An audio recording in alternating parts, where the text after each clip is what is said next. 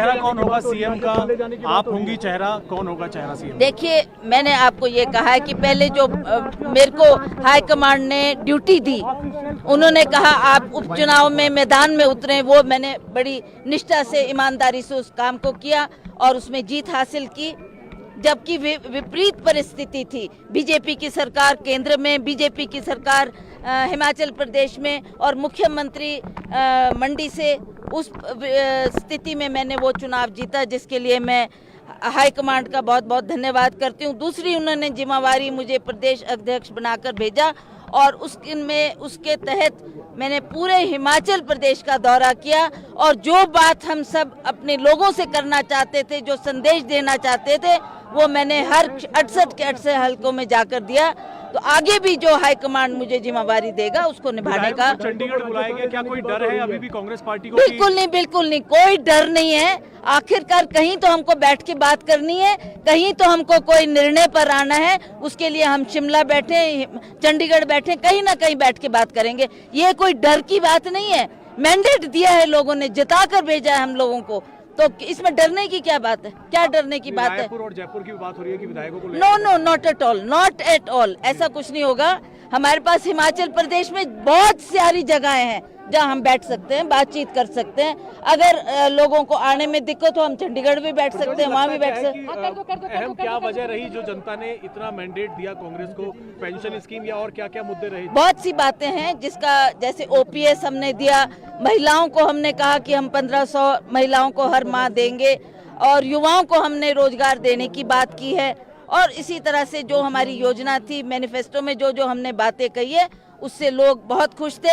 हमारे हिमाचल प्रदेश के किसान बागवान इस सरकार से नाराज थे क्योंकि उन्होंने उनकी बात को अनदेखा किया, उनकी बात को तवज्जो नहीं दी। और हमने कहा हम आएंगे तो हम बागवानों का भी ख्याल रखेंगे, किसानों का भी ख्याल रखेंगे और जो हमारी हिमाचल प्रदेश की गरीब जनता है, जिसमें महिलाएं हैं, महिलाएं का मैंडेट हमारे को बहुत मिला इस बार, क्योंकि महिलाएं खुश थी कि कांग्रेस पार्टी ने हमारा ख्याल रखा।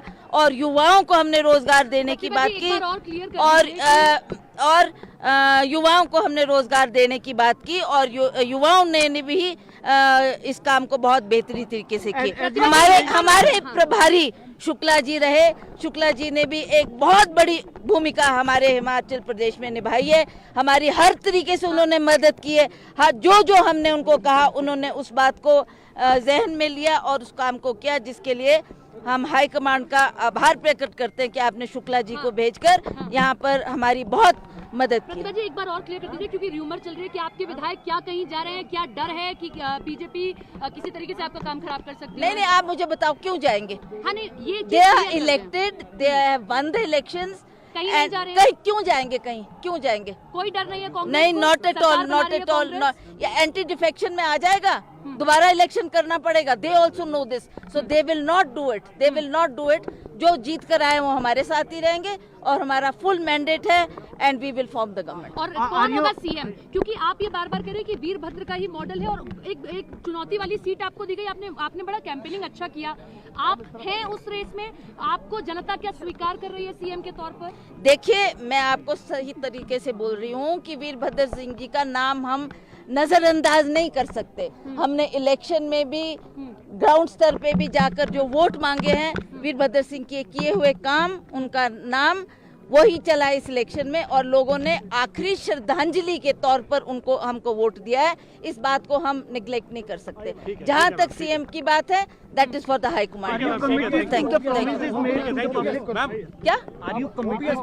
ऑब्वियसली वीरभद्र सिंह जी भी यही करते थे, जो कहते थे उसको करके दिखाते थे, तो हमने भी उसी राह पे चलना है। एक आखिरी सवाल मैम, जब हम देख रहे हैं कांग्रेस सब जगह निराशाजनक थी, आपने हिमाचल में वो करिश्मा करके दिखाया, तो किस तरीके से दिख रहे हैं यहाँ कांग्रेस की जीत या वीरभद्र नाम आगे चला या आपका काम? बस एक नहीं, उसमें सभी कुछ सम्मिलित है। अब मेरा काम तो मीन्स वीरभद्र सिंह। गुजरात में कांग्रेस किस तरीके से पिछड़ी, लेकिन हिमाचल में अच्छा प्रदर्शन। देखिए, आप ये बात मानिए कि हाईकमांड ने जो ये जिम्मेवारी मुझे दी, उसको लेकर मैं आगे बढ़ी। क्यों दी ये जिम्मेवारी मुझे? क्योंकि वीरभद्र सिंह की लेगेसी थी, उनका परिवार था और उन्होंने कहा इस इलेक्शन में हम उनको नजरअंदाज उनको आप बात ही पूरी नहीं होने देते।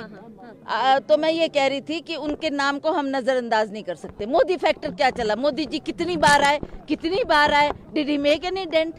कोई हिमाचल में डेंट एंड ये तो मैं आपको ये बात दावे के साथ कह सकती हूँ कि हिमाचल प्रदेश में मोदी जी को क्यों बार बार लाया गया, इतनी जनसभाओं में लाने की क्या आवश्यकता थी? डरे हुए थे बीजेपी के लोग कि हम इलेक्शन नहीं जीत रहे, they knew it and that's why एक रिएक्शन आपसे। Congress High Command listen to continue this legacy of Veerbhadra Singh as you claiming. We will put a word across, then it is up to them what they छोटा decide. reaction। हाँ, ठीक है जी, क्यों नहीं, हम जो कहते हैं उससे मुकरते नहीं है, जो कहा है उसको करके देंगे। प्रतिभा जी एक रिएक्शन लेना रोल। हमारे साथ प्रतिभा सिंह जी मौजूद है। प्रतिभा जी आपसे बस ये जानना चाहेंगे कि जो ये सबसे बड़ी जो आपकी कांग्रेस की जीत हुई है, इतनी सीटें आई हैं, इसके पीछे आप वजह जो है वो क्या मानते हैं? किन मुद्दों के आधार पर जनता ने इतनी वोट, इतना प्यार आप लोगों को दिया है?